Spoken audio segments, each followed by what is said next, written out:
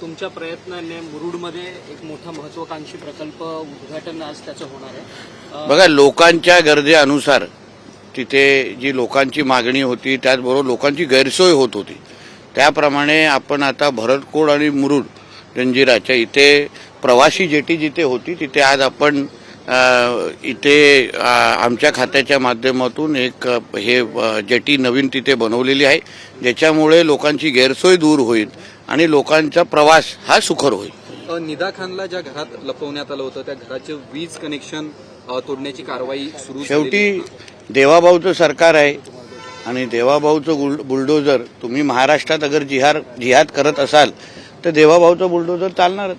मंत्री संजय शिरसाट यांनी स्पष्टपणे म्हटलंय की इम्तियाज जलील यांना अटक केली पाहिजे तर या प्रकरणाचा अधिक खुलासा होईल। हो, बरोबरच आहे ना, कारण का मास्टर माइंड इम्तियाज जलीलच आहे।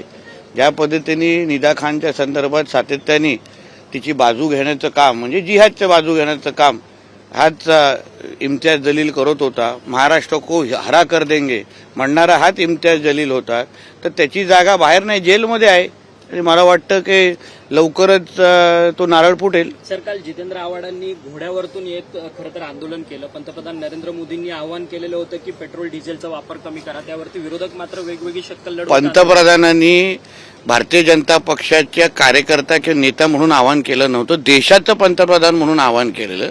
म्हणून ह्याच्यामध्ये पक्षीय राजकारण कोणी आणू नये। देशाच्या समोर जी आव्हानं उद्या येऊ शकतात, फॉरेक्स संदर्भात, ऑइल संदर्भात, पेट्रोल संदर्भात, त्या दृष्टिकोनातून केलेलं ते आव्हान होतं। त्याला तुम्ही पक्षीय राजकारण म्हणाल किंवा पक्षीय दृष्टिकोनातून बघाल तर तुम्ही भारतीय म्हणून तुमच्या ओळखीवर प्रश्नचिन्ह निर्माण होतो।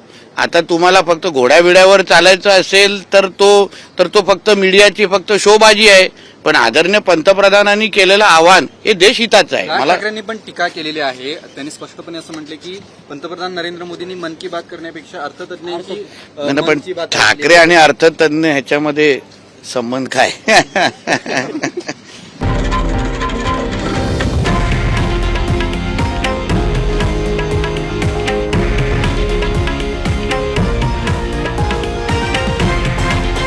हे आहे देशातील नंबर 1 न्यूज नेटवर्क आणि आपण पाहत आहात TV9 मराठी, एकमेव।